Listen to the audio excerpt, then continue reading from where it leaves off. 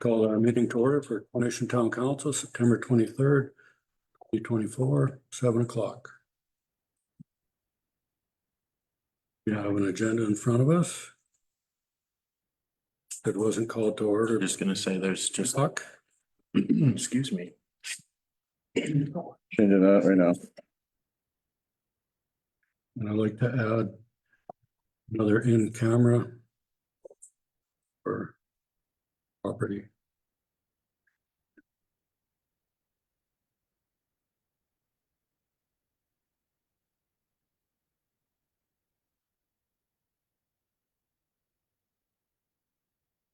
And 3.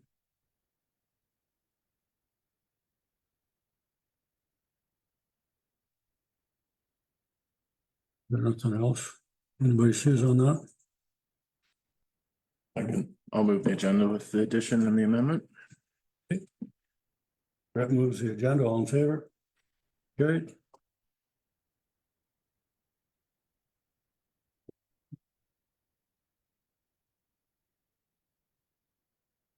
The minutes from September 9th, 2024.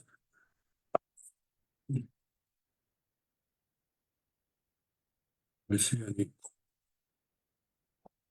mistakes or anything on there?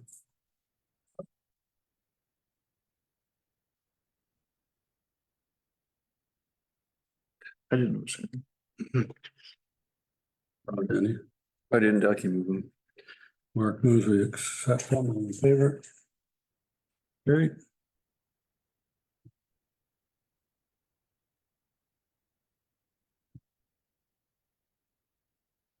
Bylaws, 1.1. Town of Coronation Communication Bylaw, a background proposal. Okay, so this request came from Councillor Standards to have it on this council agenda for discussion. So I'll slip the floor open for us to discuss and debate.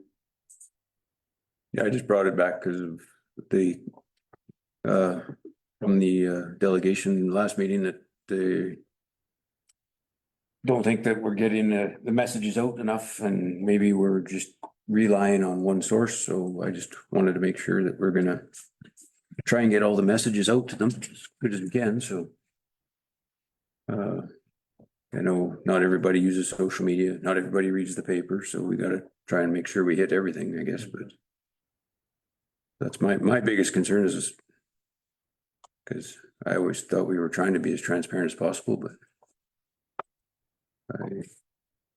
after last week, We've since been told otherwise. yeah, I was just gonna say, I was told otherwise, so. I'll be transparent. Sometimes we're not allowed to say stuff, but get more of it out there would be a lot easier for people to understand what's going on. Yeah,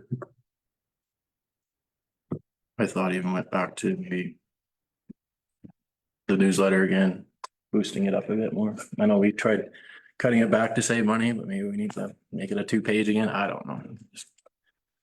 But again, not everybody gets that either, I guess, but some people don't look at it either.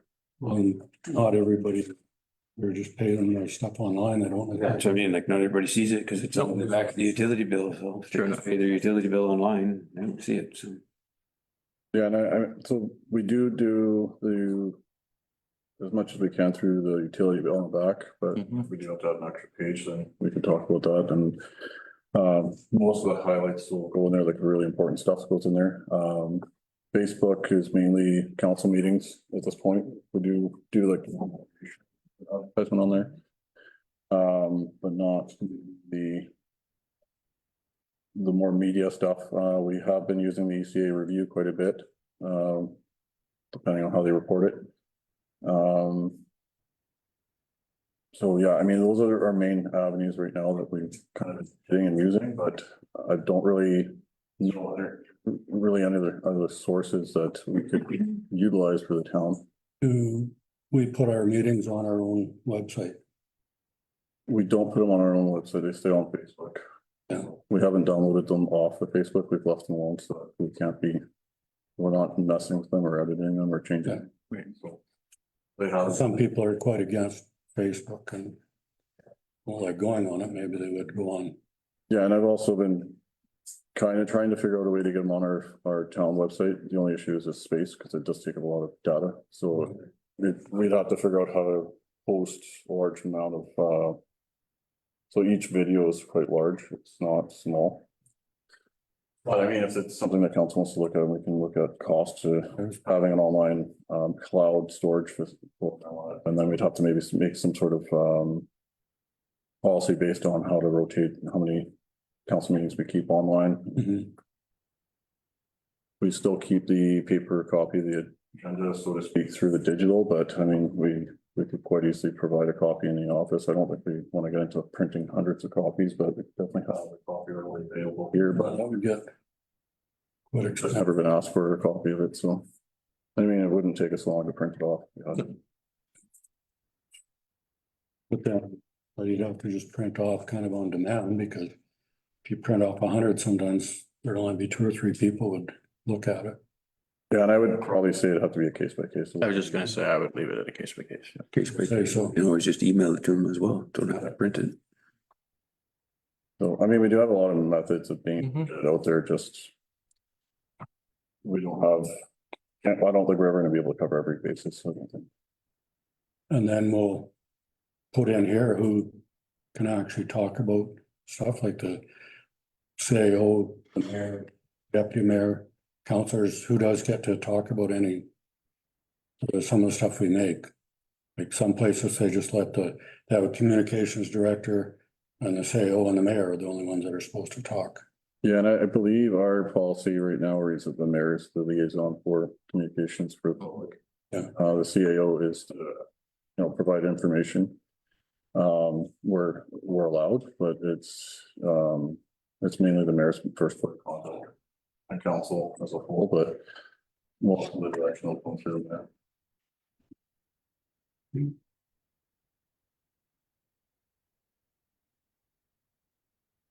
What does everybody think? Are they happy with kind of who we have now? Do we want to change it when it come forward, or?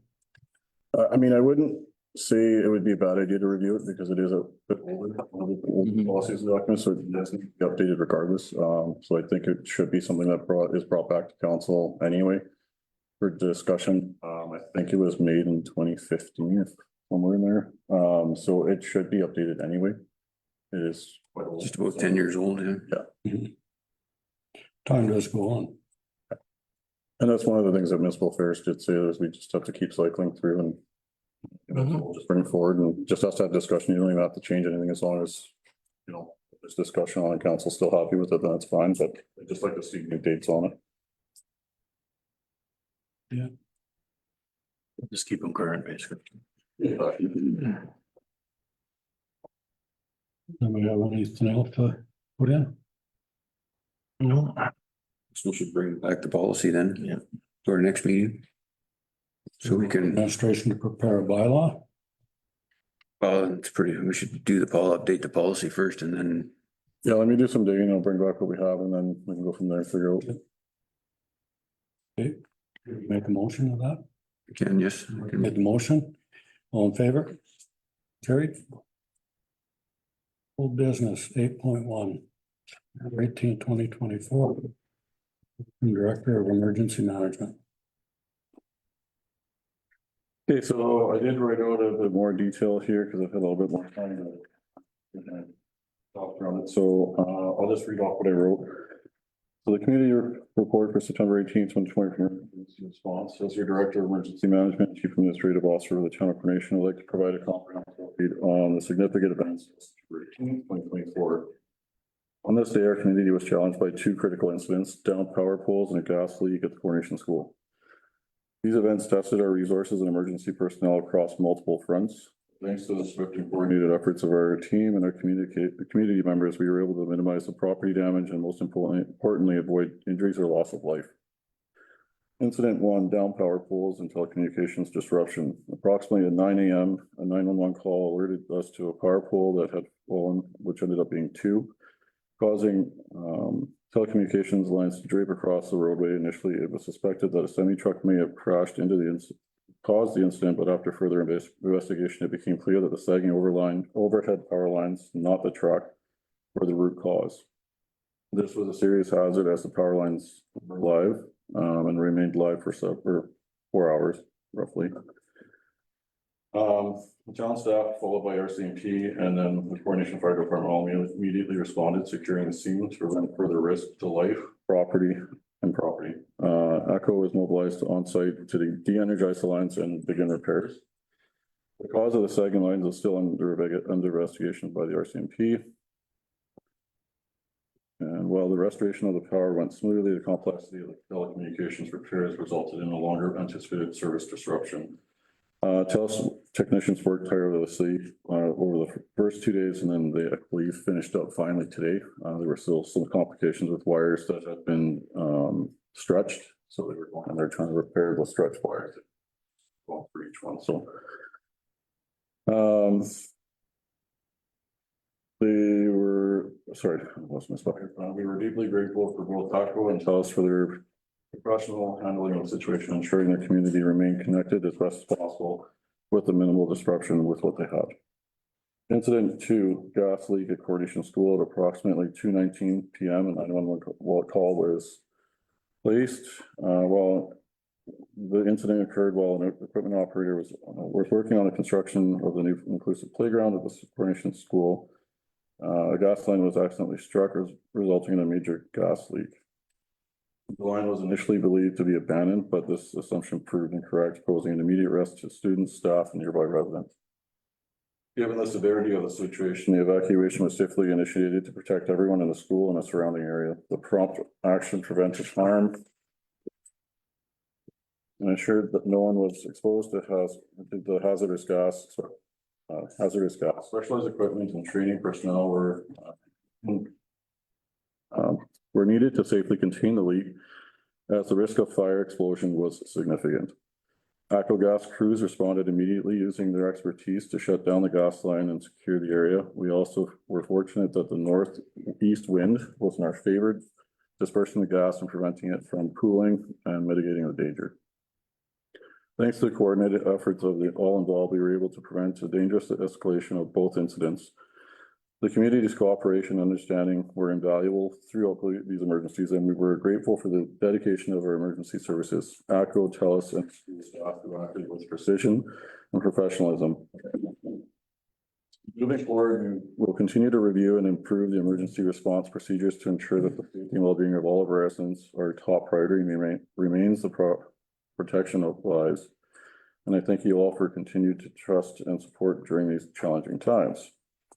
Response to the conclusion. Both incidents had potential to escalate, but thanks to the quick coordinated efforts of our teams, we were able to keep them under control. Dealing with high voltage power lines and gas mains required specialized expertise, which we were grateful for ECHO's prompt response and expertise and guidance.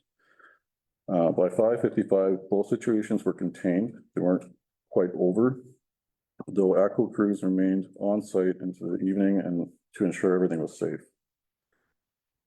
Community decision-making during emergencies. The fire chief, mayor, and I make decisions with careful consideration with thorough discussions, always keeping your safety as residents in mind.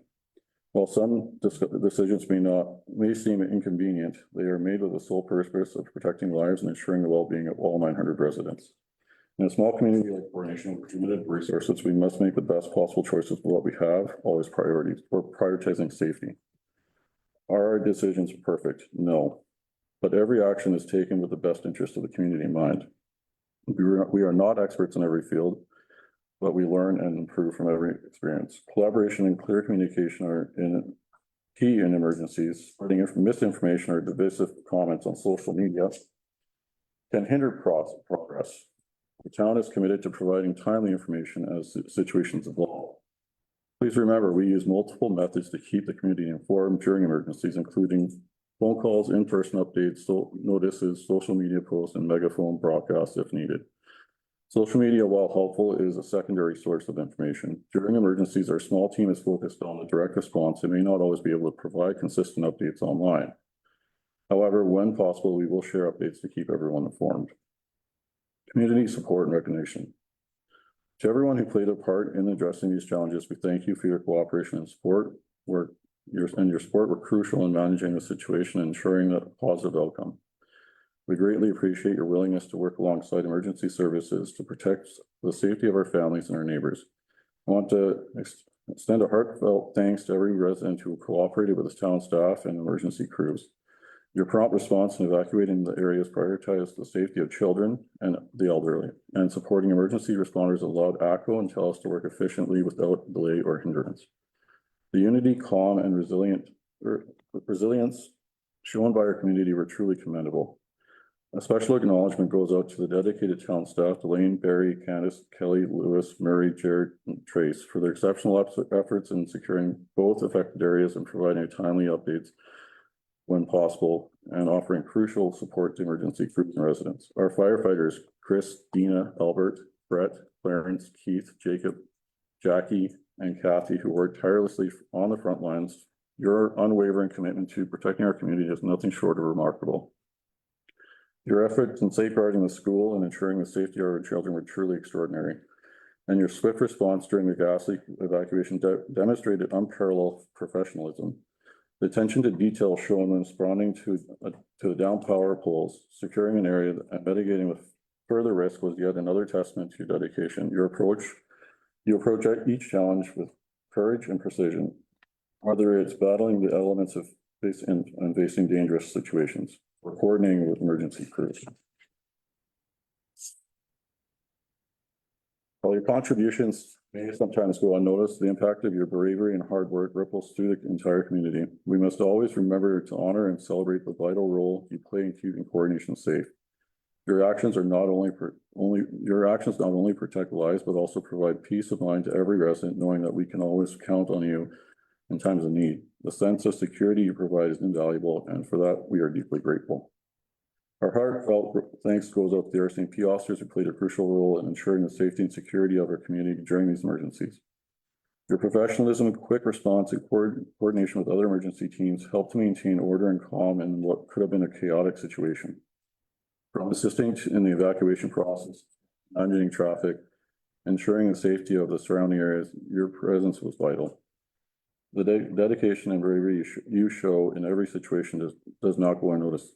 We are all grateful for your continued commitment to serving and protecting the people of Coronation. To our Coronation school staff, we are deeply grateful for the teachers and staff at the Coronation School who swiftly organized the response, ensured the safety of evacuation of over 200 students and staff in the Coronation Community Hall, moving to the Community Hall in record time. Their calm professionalism during this potentially dangerous situation were crucial in keeping everyone safe. Their ability to guide and reassure the children while coordinating the evacuation seamlessly speaks volumes about their dedication. Thanks to their quick thinking and composure, this entire school community was protected without injury or incident, and we owe them an immense gratitude for the tireless commitment to our children's safety. Together, we will continue to make Coronation safe and resilient community. Sincerely, me. Yeah, it was quite a day. Yeah, and the school staff had to change their route too because the road was blocked Yep. up to the power. The power. So, And the ability that they didn't lose one child during the whole process was pretty good. It was awesome. they did very good, Sure did. as did everybody. Hats off to them. Questions for Quentin on that?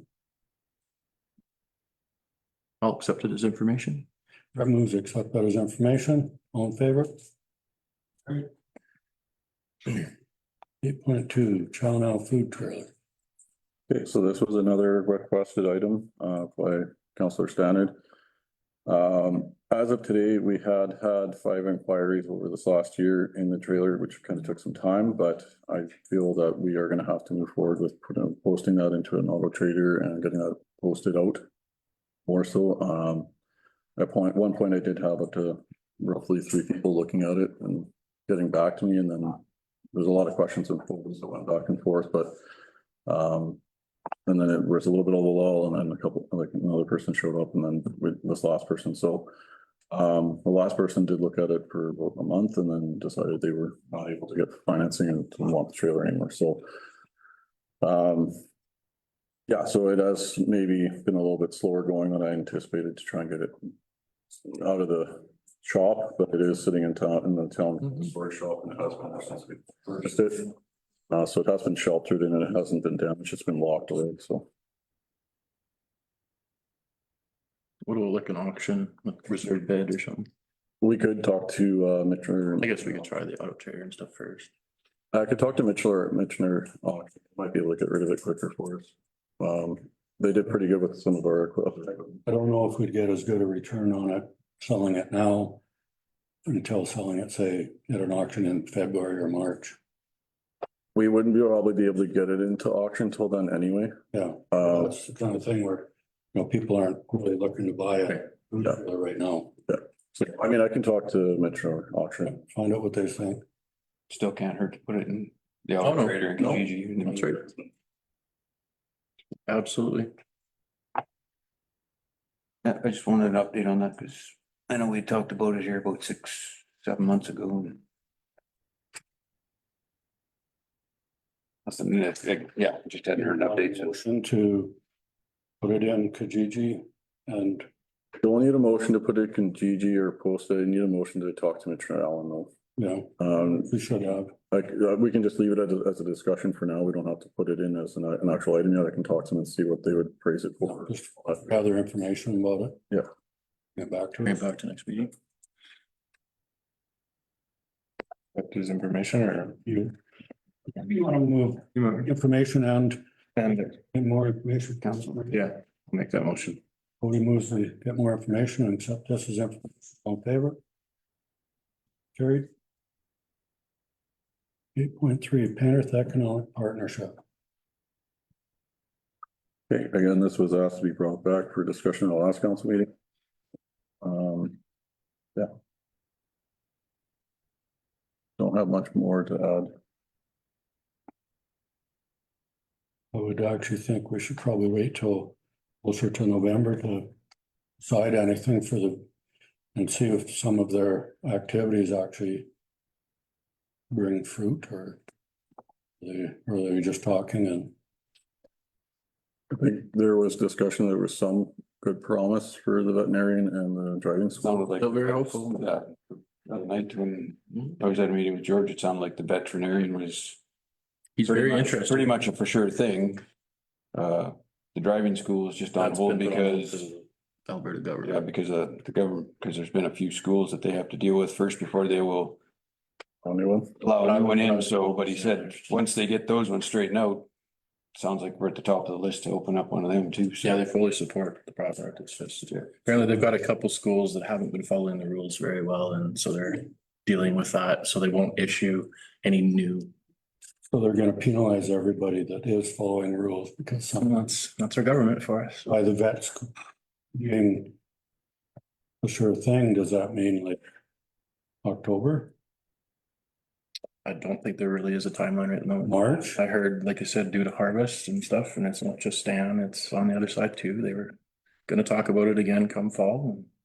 And I know they've looked at M&N's building with Archie and they're very excited about that, and it's about all I have to report so far, which I reported on my last. Yeah, no, it all sounds good, but I didn't realize that's how people with harvest. I think that'd be a good time for them to move in while they can, book people for drug checking and, vaccinating your cows and your cows, whatever for winter. The guy that's interested also runs a mobile unit currently too, so he might be working wherever he's at. I don't know, so. Is that the mobile vet clinic that the start advertising is coming to Halkirk and Forestburg? I have no idea. Don't know. Penrith, I just know it's all linked with, on Facebook has started advertising on for me. I can't honestly answer that. I don't know. Excuse me. Okay. Peps.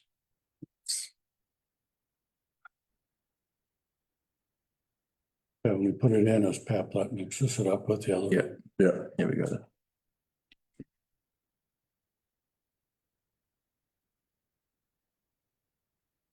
But I agree. I think it should be tabled again, like till at least, like say maybe November, just to see what And then does happen. When have we paid for it already? We've already paid till the end of the year. I would be willing to make that a motion. Yes, we've already paid for it. Otherwise, I'd say no. What do you, So what is at this point? Just to table it to like say maybe the first November meeting and see where we're at. we table it and continue the discussion? So on it in November, all in favor? Right, I guess I should also bring up to, carried. I don't know if we, I Counted first, I forgot to ask you. don't know if I should also bring up if we want to appoint a second member. It's just me. Matthew was our other member, but as we will have a meeting here next week, I believe on the 3rd. But if not, I can definitely go and report to. Sorry, the 2nd, Wednesday. 6:30. The first Wednesdays of every month. Yep.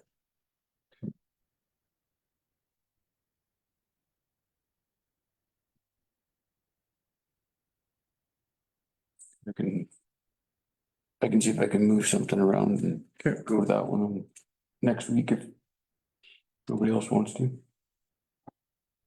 Well, are you gonna have time going forward or? Oh, yeah, gotta make time.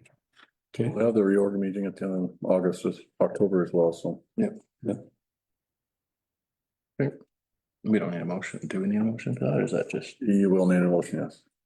Yeah, because I won't be able to vote unless we have a motion. All right. Yeah, because he has to be appointed as our member. I apologize for not getting on it. Thanks. Well, I kind of forgot to, it just hit me right now. It's like. Well, I'd be willing to make a motion that we appoint Mark as the second rep for PEPS temporarily. Beth moves the appoint Mark as the second rep for PEPS, all in favor?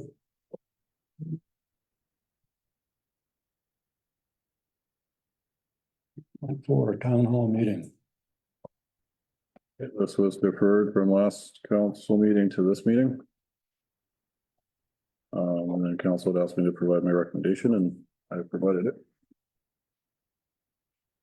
Speak on or do you want to just debate it? I think we should host one, but we'd no doubt about it. Oh, absolutely. There's Yeah. enough, there's concern out there, so we need to host one and have questions. We have had a recent email just stating that there's a group that's willing to host the meeting for us. Obviously to keep the costs as minimal as possible. I don't know what council's thoughts on that are. I'm all for keeping this as possible. I know in the past, just from my experiences, elections, we've done forums in the past where at that time the Chamber of Commerce hosted. I believe Joyce Webster was one of the facilitators. So again, you have kind of a mediator, which again, I'm not opposed to that either. Just don't know what everybody else's thoughts are. The biggest thing is I guess setting a date that works for everyone. Yeah. It's gonna be the hardest. That'll be the hardest gamble. Who's the neutral third party? That's right. But like you're using like a facilitated by a neutral third party? Who's the third party? Well, I don't know right at the moment, but I'm just saying just to keep, I just don't know if we really have to hire somebody. Yeah, if you can find someone, I'm all for keeping the cost down too, but really know where you'd find a. Something we could even talk to, say, town caster, maybe CAO or. I'll reach out to a few different people. I don't think that it's necessarily a good thing to have our neighbors doing facilitation for us. Just because of the proximity, and I don't think that's fair to them. But I will find out some more concrete costs, like these were all just estimates. Yep. For No, I know. what I found scouring Google. I would probably say we'd want to have someone that's not from the community and make sure that they're at least not connected to any issues here. And they can be neutral in all aspects. Mhm. And then at least there would be for.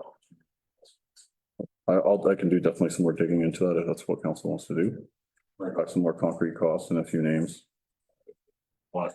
Public, I'll let you know. If not, we may have to do a closed session for the discussion. But it'll depend on who they are and what how they work. I don't know. I know there's a couple of companies out there like TSI, for example, that I know do. Don't think we need to go that route. But No, I don't think so. there's also some other facilitators that or You can do that. contractors that do it hourly, so. I can definitely reach out. Yeah, And we could also, while we're at Alberta Municipalities, we can probably see what's available there too. I'm sure there's a few people that'll be around there, so. I'd rather have people on the location than virtual, because virtual kind of interrupts everybody's talking with you. You know, you're talking and then somebody else is, they don't know you are and they're talking too, so it's kind of. And if people could get us some questions beforehand, so we can have a better idea what answers they need. Yeah, I would say let's start with finding a facilitator that council's comfortable with, and then they would probably develop all of that for you. It'd be part of their task, making sure that, it's organized, it'll be based on how council and the facilitator see it, I guess, I don't know. But I would say the starting point would be to figure out who that person's gonna be. So if we're Well, gonna, like with the forums, usually you put up your hand, you ask a question. Everybody takes a turn to answer. Well, a forum's a little different, I guess, because you're running for election, so everybody answers the question where this questions just get answered, but. It's in an order. Yeah, yeah. And there's usually a for and against side too, but, yeah, I'll definitely do some digging on this right away. So that being said, could we Kind of got to temporarily set a date. shoot for like, I'm thinking November, like beginning of November even? Or- We could shoot to more the back end of November, because we have audit, pre-audit will be Oh, okay. beginning of November, and, yeah, it'll be a little more tricky trying to go around the audit and this.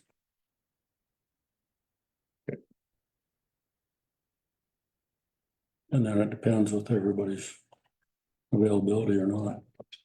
Well, that's why I'm suggesting November, right? Because I'm looking at mine. Now, because meetings will keep coming up. And Yeah. they know we've got something going on. And I, the question is, do you want to do it on a weekend when it's more available to have people, or do you want it during the week? Weekends will not be good for me. I'm sorry. Yeah, hockey season. It's. If it's home game, it's fine, but I don't know schedule yet, so I don't want to. I mean, would like the work, that'd be a Thursday, Well, I have two meetings that day. 28th. 20th. It's a Thursday as well, it's just the next Thursday. Like, Yeah, there's something there. That one doesn't work for me, but I can make it work. I'll do whatever I can do. I have an Elks meeting, but you know, that's the thing too, their board meetings all started up in September and they'll be going monthly now. yeah, is I that, guess the 13th or the 20th. that's a Wednesday, Yep. Mhm. 20th is open for me. same. 13th is open. It's the only one that's open for me out of all those. The auditors from here from the 12th to the 15th.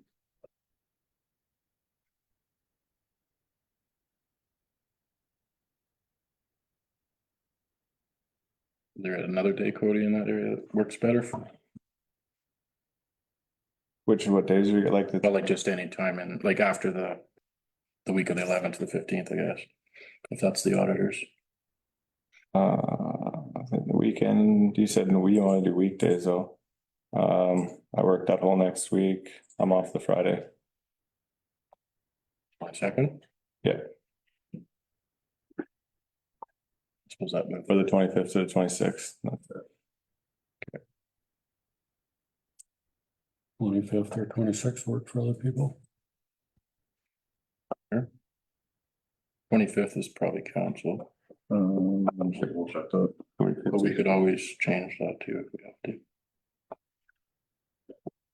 But the calendar said the 4th and 18th of November. Fourth and Oh, eighth. maybe. Double check. Oh, right, because of Remembrance Day. Yep. Yeah. My apologies. It's the second weekend. 25th works too, then, for me. Yeah, we're the 4th and 18th of November.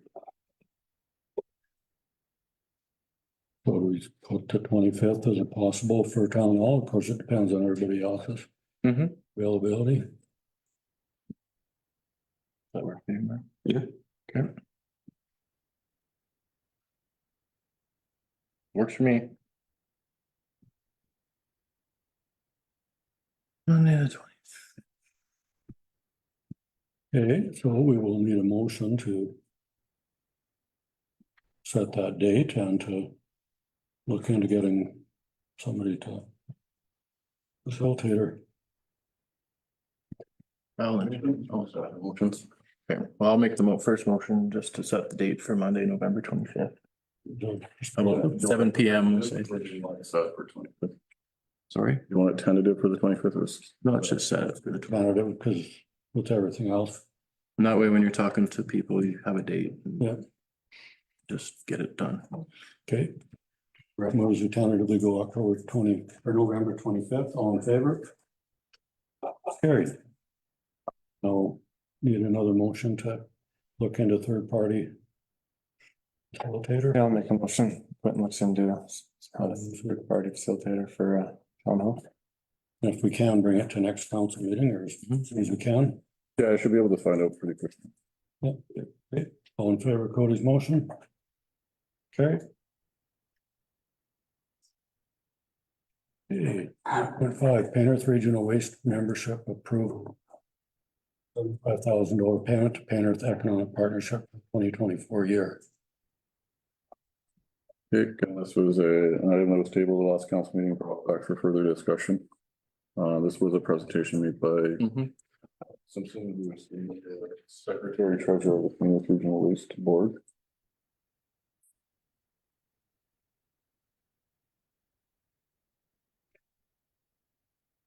You didn't really answer when I asked if you needed both Castor and Coronation on, or if Castor had approved or not. From what I understand, Castor didn't approve this as a council. So what percentage of the population do they need? Does it need both of us?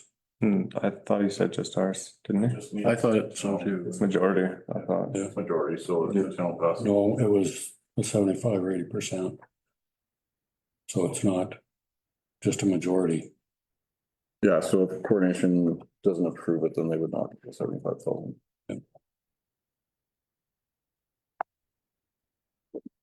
So then they would have to use out of their surplus. That's what? Yeah. Okay. Well, I need to know. This is the payment we annually make anyway, isn't it? Mhm. Painters Waste. It has been, they haven't, it's not a, it wasn't a regular thing, but it became a regular thing over the last few years. Yeah, yeah, so like, cause all that money that we put in, putting into PEPs for how many years hasn't gone, all that reserves they have, if we don't approve this. Their budget's passed already, will have to be pulled from their reserves, correct? Correct. Okay, And also it was at 100,000, but that was when City of Calgary was hauling a lot of garbage out to here and they were making lots of money. Oh, yeah. Yeah, I believe they're down to 9 loads a day from 36. Yeah. Somewhere there, don't quote me on that, I don't know the exact. It's I know it's It's considered. down a lot. so what will painters, what will they do with this money then? They have to find somewhere else to give it? Or will it just go away? Probably put it back into their coffers and the board will have to discuss what their next steps would be. I would be able to look up.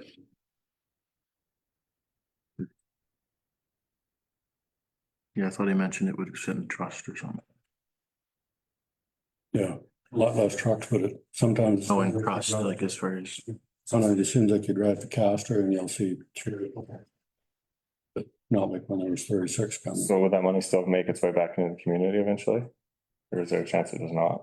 I mean, they're still doing the community grant funding, they're just doing one intake a year now, I believe. Yeah, they did one in For 30,000 for the community, so. Yeah, I would assume it Was goes it back. 30 or 20? Sitting there. Until they decide what they're gonna do next, so. But that's an assumption, I don't know what the board will actually do with it. Yeah, and they actually have some more expenses with running their landfills and tipping fees on their own. That if they're not making as much at the landfill, they'll have to cover somehow. will this affect our transfer stations too? So, It could, I don't know, there's potential, I don't know, I haven't been really involved in the conversations too much, but I've been told that in the future, we may be looking at a tipping fee at the transfer stations.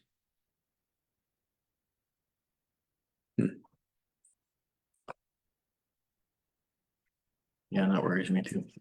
Yeah, no doubt. Cause again, it goes back to the tax paying.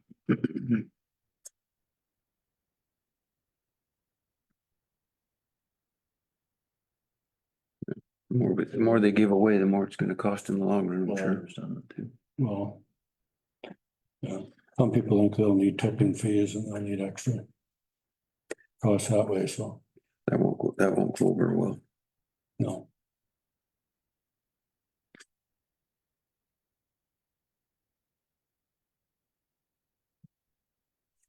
Yeah, they need a decision on this by this meeting, right? Yeah. Yeah, they do, because they're good up here.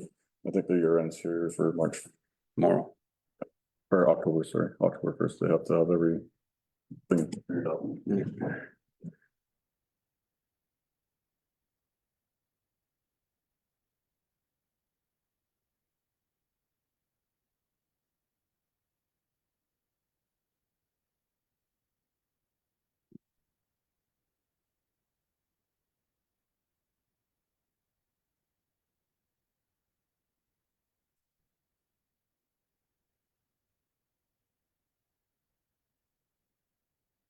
Well, I'll make a motion that we, once again, continue.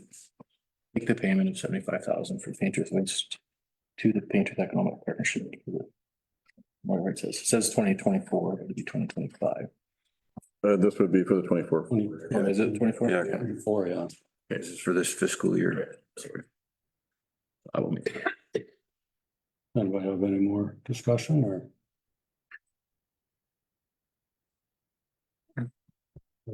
Motion to pay the 75,000? That's opposed? It's tied, so the motion is defeated. Penrith Region 8.6, Penrith Region road designation. So on September 17th, the town coordination along with Castor, Hainault County, Halkirk, Brownfield were all approved for the rural renewal designation street. We have orientation this Wednesday to go through the process with the provincial government on how this process works and how our position is. So we're currently working with getting a society set up for this so that we can get it streamlined through that, because we do have a large a number of businesses and ranchers and farmers that actually stepped up to be on the board. So they'll help to basically facilitate the intake and the applications for this. Realistically, what it will boil down to is that there will be a review of applications and then a decision whether or not to sponsor someone and then provide a sponsorship letter to them. However, there's going to be some pretty strict criteria, like they have to have an employer that's willing to sign off on them and provide them with a minimum of 6 months of employment. They have to have so much money in their bank accounts that they have to disclose this financial asset. They also have to provide housing, they have to include housing, so it is pretty rigorous. And the employer side, they have to, there's a bit of proof that they have to agree to these terms and conditions. They also have to have posted this publicly, from what I understand, publicly in the local area. Employers, and if no one replies for it. So a lot of things and hurdles that have to be taught to us, and then there are a lot of discussions that have to happen during that time, and then before we can start accepting applications, and May orientation is the first step.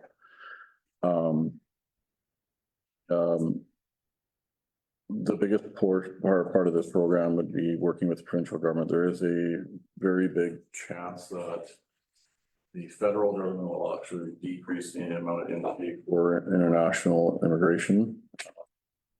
And there may be a cap reset, so they might be changing the cap on the program as well through the provincial government, depending on what the federal government does. So there is going to be some changes in the near future. We just don't know when. It'll all be based on the federal election and the provincial election. So depending on when things kind of go and roll and unravel, the program is subject to change. So there's a lot of moving components in the program itself, but we're hopeful that it'll help our region and help our businesses that are struggling to maybe get employees. But again, there's a lot of work that needs to be done on both sides. It's not just a matter of us signing a letter and getting a sponsorship letter immediately. So and there is already a lineup of people trying to use the programs. I forwarded an email I got late this afternoon from somebody in Calgary that's looking for work out here, and they originally came from China, so Yeah. they heard that we are on the program, so. Yeah, and it was posted on the provincial site, so people are aware that we are designated, but we are not allowed to do anything yet until we do our Yeah, programming and get it established properly and get everything running, and we'll have to make sure that there's a proper intake procedure and everything as well. we mentioned Halkirk is on there, because it's not in the, Oh, yeah, no, sorry, it's for the Paine Earth region. So it's called the regional, Paine Earth Regional Rural Renewal Stream is what we're calling it. And I will need one individual from council to be appointed to this board as a representative as well. I could probably do that one. Just appoint me. I could make that a motion. The point you. Correct, a motion to. appoint Ron for. All in favor? I better get in favor, would I? Okay, we're gonna accept the rest of his information. Correct. I can do that. Mark moves accept the rest of his information, continue to work with our partners. All in favor? Carried. 9.1, Aqua Energy. It should be the Alberta Energy Board regulation changes, so. The AEB has changed the way that franchise agreements are. Allowed, basically, is the easiest way to say this. So they're basically vetting every franchise agreement in the province with small rural Alberta. And larger urban.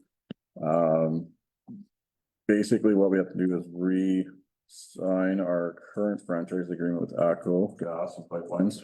We don't have to change anything, nothing has to change. The 10.505% that was approved at the last council meeting would still remain. It's just the wording of the contract has to be adopted for the AEB requirements of the new legislation and bill that was passed. And it basically just provides the AEB with scrutiny and being able to review the franchise agreement to make sure it's in the best interest of all Albertans is basically how I understood it. They're just kind of getting a little bit more involved in how communities are selling the utility. Maybe I'm not selling, but franchising the utility is probably the better way to say it, so. Yeah, and it has to be done by, I believe. I think it's November or March 1st of 2025 has to be completed by then, or our franchise agreement is no longer valid. And we have to then go through the AEB to renew the franchise agreement, and it may be more difficult. Why do you think they're doing this? I think that they're just trying to be a bit more involved with the ACO Gas and the pipelines, and trying to keep a closer eye on the franchise agreements or the administration fees and those kind of things. So I think there's a step forward to try and see where that funding is going and what they're using it for and all that, but Trying to get more municipalities to have more of the same kind of a rate instead of Make sure we're all paying this. discrepancies or what? I'm not too sure what their game plan is. It wasn't really disclosed. I think it was more just to try and get into the franchise agreements as an authority, and then basically be available, being a tool as an authority, so. Yeah, they're like. I think there's a bit more that's coming for it, and I think Alberta municipalities just announced it, so that'll be made on it as well, because it was a bill that has to be released, so. Yeah, this is all for our benefit, municipality, right? So. Yeah. So do we need a motion to re-sign this or? Right now, I would just say I just need a motion from council to keep working with ACO Gas, because they haven't actually released a template from the AEB on what they want for franchise agreements, so we're waiting for them to release that information so that we can get it signed. But I would probably want to work with ACO right now, because ACO is also trying to get this done as soon as possible, but we can't push it, like we have to wait for the AEB to provide us that template. Once we provide the template, then we can bring it back to council for council's review, and then council can make that decision all the time. But I would say I need to get permission from council to continue down the path of working with them, or not. I mean, it's up to council if you want to do the franchise agreement again or run it as your own utility, but your own utility may be a lot more complicated. When they talk in the next step about public notification, is that for us to notify the public, or is that gonna be for ACO? Or we're gonna hold something together. It'd be- They'll know more answers than we will on there. So it would be both. We would have to set a date, provide the public hearing for, or public forum. And then Aquagas would come and help facilitate that and run that, with their, experts that would be able to get a lot more in depth into the legalities of the franchise agreement.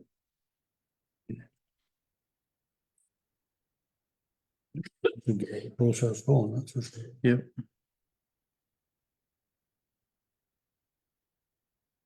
Yeah, I mean, basically what we want to do is just keep working with ACO at this point, but also see what the AEB comes back with. Right. As soon as it's available. I would assume it's gonna be available pretty quick because they passed legislation here not too long ago, so it would have to be released within, I would say right away, so that they can meet that deadline that they provided all the municipalities to have that. Yeah.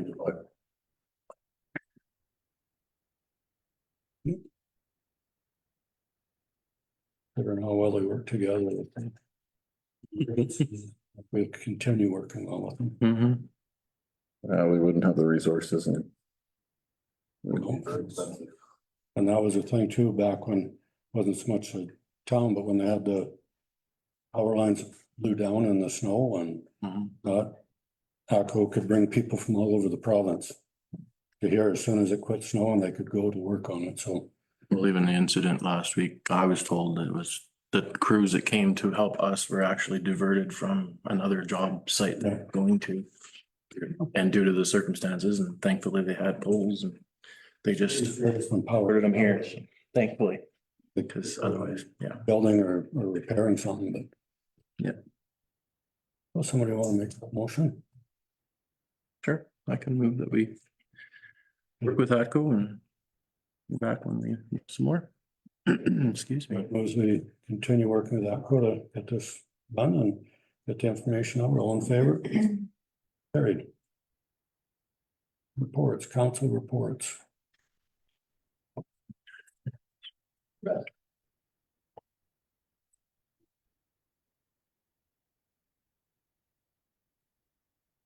Don't have a whole lot. Last Tuesday, September 17th, Mark and I attended the doctor recruitment meeting. We did take a quick tour just of the fourplex. There was some concerns as far as rent fees and stuff, so the board just went and had a look at it. We also had a few other concerns as far as dishwasher, a few things like that, so we decided to go ahead and put those in. Actually, we noticed that they were already pretty much ready to go, just. Everything was plumbed and wired. Yeah, the wires wasn't it? are there and everything, so it was like, yeah, so that was about that, and then, of course, Wednesday, we've already discussed all the excitement. Again, I want to say thank you to all groups involved and everybody, including the community members, like, it was a day. I was supposed to have a meeting, Painters Community Adult Learning Council meeting that night in Castor, which was for their AGM, unfortunately, but due to the circumstances, I was still actually on duty with the fire department and could not make that, so. And then last Thursday, Central had a quick meeting and that's about it for me. Any questions for Mark? Excuse me. Mark? All I had since the last council meeting was the physician recruitment meeting. Brett brought up, pretty much hit the highlights on that one. I have had a few people just question me about the highway construction. Obviously, they are done in our area, are they? I have no idea. They've never notified us of anything. From what I've been understanding, I haven't been out on the highway. think for a they're while, done. but there's no equipment around, but all the signs are still up. The highways are a mess. They haven't cleaned up the pebbles or anything yet, so. I could talk to the county, but yeah, I haven't had any notice on, I didn't even know that the construction was happening, so. Well, it's an Alberta transportation issue. Yeah, but I think something we should do, something we should talk to them about when we have our meeting this week too, is just like. One person today told me they feel like they're getting treated like second-rate citizens out here. Well, I don't Just know. come in, do their jobs and then they, yeah, so now it's, still got an 80 zone for Yeah. how long? Yep. Some people raises their commute time to work. And Absolutely. then you still got a lot of big truck drivers that are not slowing down for that 80, flying through there, throwing rocks. Yeah, the shoulders are full of gravel for like 2 feet on each side. Took three big stars in my windshield since they did that project. Yeah, it's something I think we need to, when we meet with him on this week. And like in the summer, they did this piece out here. And then just took off Right. in front and then did part of this, and there's still some from the west. That's the part that they really need to do. I don't understand. They just paved this 3 years ago. Like there's part of that. Yeah, it was nice. It was a nice highway and they went. And now it sounds, Kind of, yeah. and yet the stretch from Fleet to Elker. Yeah, I think it's something, another thing we need to bring up with them when we get our meeting this week. So. I did notice I was at Burma this weekend. And they are working on that again, but I noticed they had been oiling and doing whatever, but I didn't go check it out, but I'm sure they're not fixing it properly, but they are Here. addressing it again. Which we've discussed with them, I don't know how many times. This is Alberta. We're not No, I know. somebody that should have to put up with that. It's just frustrating when you meet face to face with them year after year after year after year. And then they grind a little bit and think that's. But that's the same as our SMP building, I guess, too. Do I have any more questions for Mark?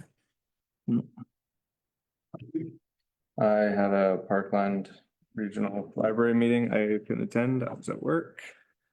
And we had a VSU meeting that got postponed a couple times because some board members had an emergency thing they had to attend to or the write-up after, and then it got rescheduled till tonight at 7, so I was unable to attend that one. Yeah.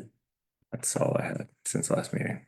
Come on under in order, because that's just the way they worked out on the sheet. I was worked with the Friends of Coronation School, helping set up their inclusive playground equipment. And some of the kids there that need it were there, and they had the biggest smiles on their face, like you couldn't believe. And it's really something that, of course, had the line strike. Have to thank especially Brian Taille. I just walked right into the school and said, get out and go out to south side. Yeah. And also then helped spread some out. So they're still waiting to hear about that. Helped with a partial evacuation. Like to thank everybody that helped. There was a couple other citizens who offered to go and knock door to door and did the best we could. Quite a few people weren't home, but we got some out, and there was some people, well, there was a person who went and picked up an old couple that decided they couldn't drive away, so drove them up to Litchfield. Just like to thank people that Yes. step up and do stuff like that, so that was really good. Then back to where I posted that Futurepreneur funds. It was an online program that's through one of the boards I sit on at Sam Tangar, people 18 to 39 with an idea for a business, I thought. But it's also kind of if you've started a business and in the first couple of years, they really want to work with you, and they'll have mentoring and funding and can lend you up to 75,000. They have some different funds for different groups, but that's kind of the main one. Alberta Housing had a Zoom meeting, and that was mostly about to have used surplus sales, to have an online auction, and they're selling stuff every few minutes sometimes, so it's a way to get rid of stuff rather than have it sit in the warehouse.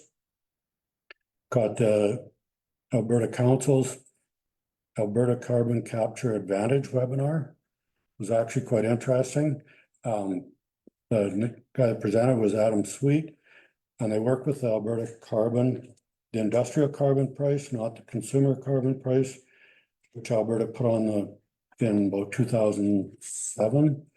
And Alberta has some real advantages for this. We have unmatched geology, we have talent, we have experience, we've been drilling for oil, we've been putting stuff back in, we've been water flooding and gas flooding and everything else. A strong regulatory environment. It's investor friendly, and we have a good vision of how they're doing it.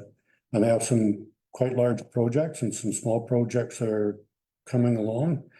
And some, like take carbon from, well, in east of Edmonton on that, where all those manufacturing is going on.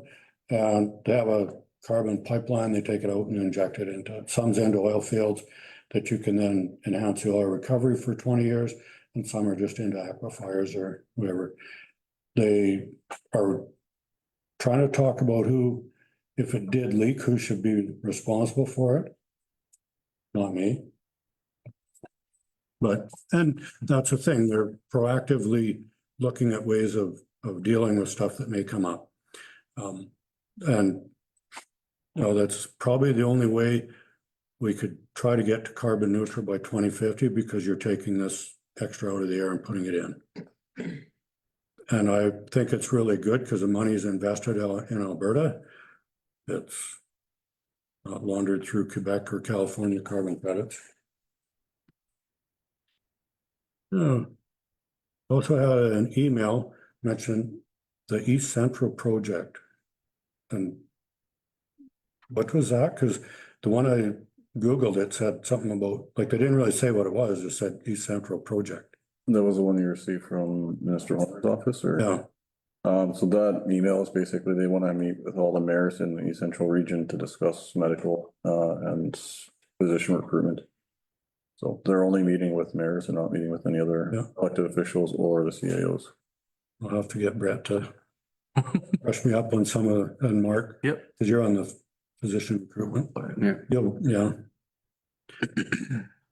I had, like I said, the email with a newcomer and there, and that's it. Any questions? With that grade project, why did they put that age category in there? That wasn't grade. This is a federal. With the federal program? Yeah. Oh. So. So But after I put it on there, somebody out of Red Deer has one that if you're over 39, you should contact them. out of Red Deer? It's get Janine to look it up for you in face, or I could send it to you. Yeah, send me a link to it, email it or Find something. it later tonight and Yeah, get that to you, because, yeah, I know there was business in town that was liked the idea of it until they didn't qualify because of the age, so. well, and there are different people out there that have different things, like. Mhm. Yeah. Like we. Yeah, if you can find me that link, I'll forward it on to them too, so. Any more questions? I'll make a motion to accept our council report. Mark moves to accept council reports, all in favor? Carried. JO report. Just to kind of tie into that, if you are a woman or an Aboriginal or First Nations person, you can also get a hold of Meridian Community Futures. They have grant funding up to 200,000, I think you can get through them and the federal government as a new woman business owner or entrepreneur. And I think depending on your status, you think First Nations women will get up to 80% forgivable, and I think all others are 50%, I believe. Don't quote me on that either. I think those numbers are really rough, but it's around that. Yeah. And I know that Vicky Newmeyer, when she was there, like the new lady that's taken over, I've met her, and I forgot her name, and I apologize, but they've helped quite a few people in our region already with business, and they'll help you do a business plan. They'll help you get your financial documents ready for finance, like to go get financing. I believe Meridian Community Futures, our Kindersleever guys are now considered a lender, so they can actually lend money depending. If you can't get financing directly from a financial institution, they can actually lend it to you. And we have been getting some offers through some other Meridian Futures up in the North Edmonton area. So they've been kind of reaching out because their programs hasn't been filling up. So they've been asking in our region if we as well. So yeah, there's a lot of money out there right now for new entrepreneurial, especially women. It's good. Yeah, lots of excitement last week. With the September 18th day. Other than that, we have been working on getting grant funding in for the APCO. Working with the grant writers for the Green Initiative grant, which will be coming back to the next council meeting for request to submit.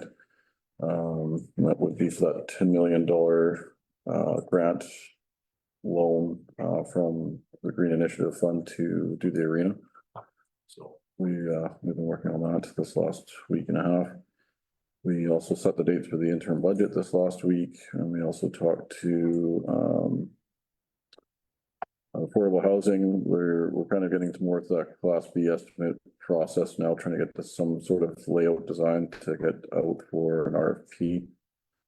To get an idea of what the square footage cost would be to move forward with the project for the CMHC loan, and that's all part of the application for submission.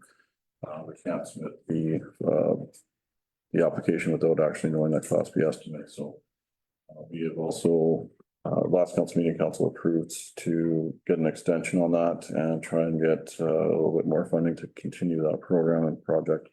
So we'll be working with Gary Gordon again to try and get some more statistics on the local area, because our last feasibility study unfortunately has expired, so to speak, from the CMHC loan. They wanted more current. So we have to get that updated. So I did talk to Gary Gordon, and he said it wouldn't take him very long to get that updated right away for us. That's good. He was in here first week of October. He was hoping to get that completed. Because the Alberta affordable housing stream is coming. We haven't been notified on when it's opening. I'm assuming that during Alberta municipalities again, we'll probably have hopefully an announcement on that there. That was supposed to be already open, but the hope is that we'll hear from the minister that's in charge of that to see when that date will be, because it was said to be the fall of this year, so.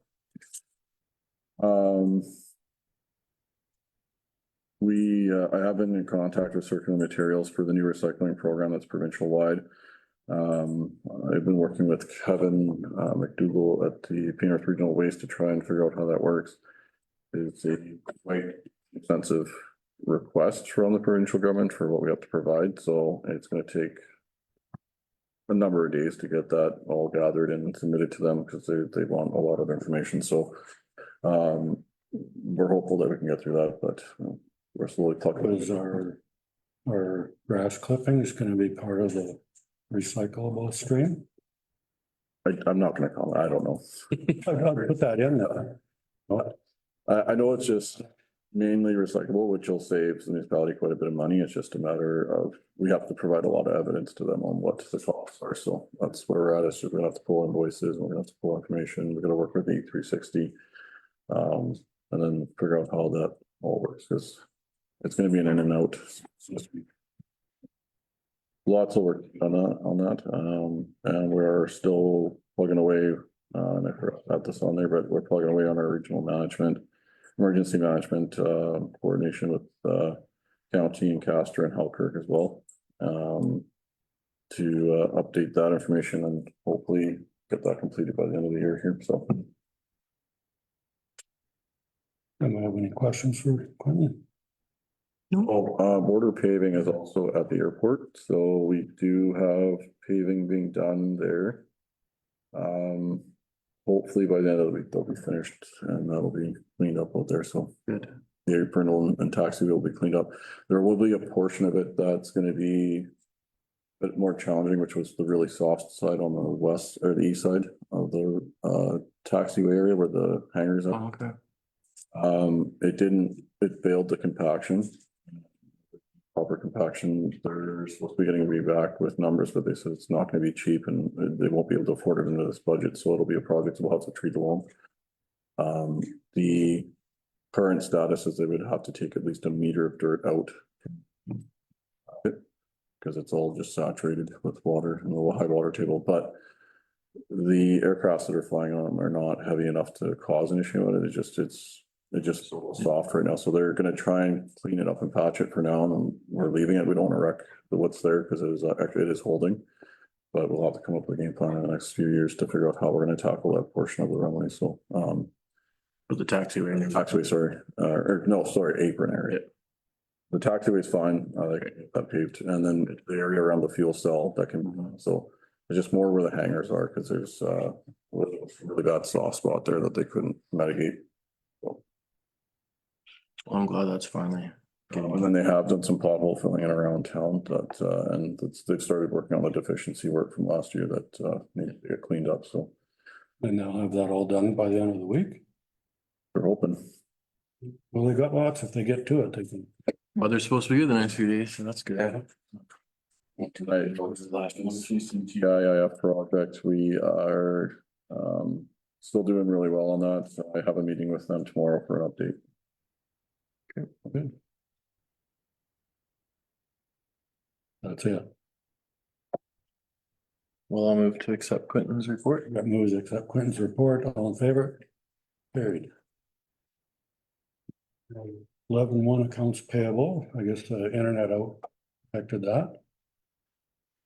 We have an issue checklist. Correct? Correct, yeah, sorry. 11.2 revenue and expense report. Is there anything on there that anybody noticed? Really jumped out, Jumped up. I mean, What jumps out is bylaw enforcement is, oh, it's, yeah. but it's for a good they reason. must be paying their fines whether they do what we want.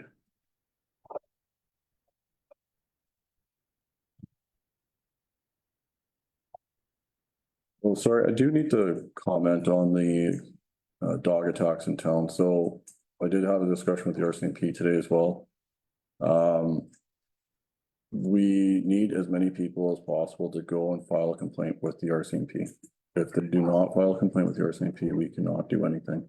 It is extremely difficult to try and get a court order from a judge without evidence and documented information from the RCMP, and it has to be through the RCMP.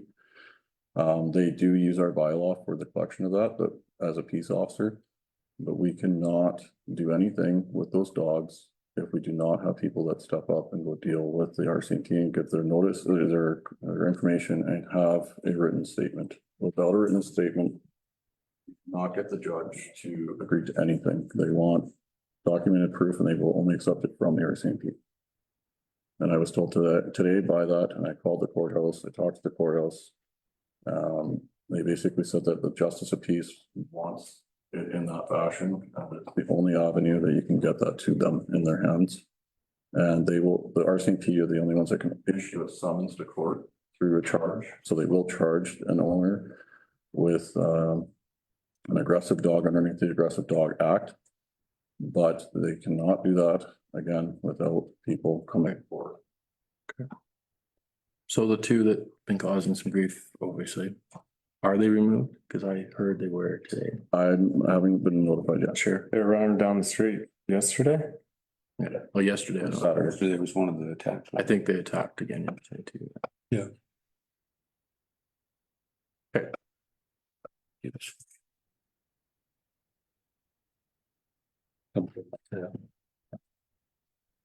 Used to be easier to handle stuff like that.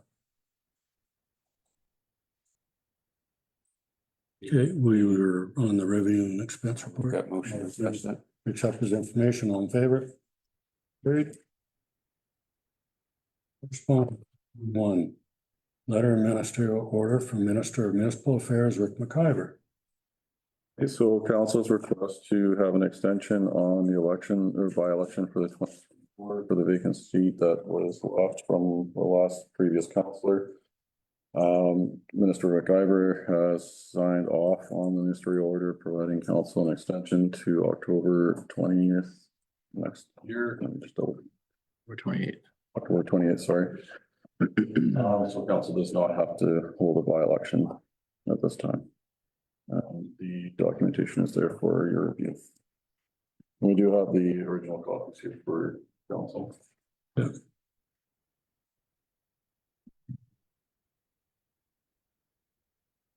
I'll make a motion to accept the letter from Mark Mr. McIver's information. moves to accept the letter from Mr. McIver's information, all in favor? Carried. Now, there was also a request from councilors to post this publicly. Do you want me to still do that? Absolutely. I got a motion to do that as well. Make that a motion. That moves to post it publicly. Now, before we vote on that, where you put it in our agenda, people could click on there and see it, right? Correct. Okay, Brett moves to post it publicly, all in favor? Carried. Technically, it's public right now, just to be more. It's easier, for some won't bother going there and look. Okay. Motion go in camera. Make the motion. Motion to go on camera. Need a motion to go in camera, all in favor? I have a question. I've got some questions to ask. No, what's the process? Like, do I follow up with Clinton or do I follow up with Ron? Like who? Follow up with Clinton. Okay, Oh, We're going to- okay, good stuff. Thank you all. Not a problem. Thanks for coming. You want to stick around? You can do. Yeah, I have time. If I have time.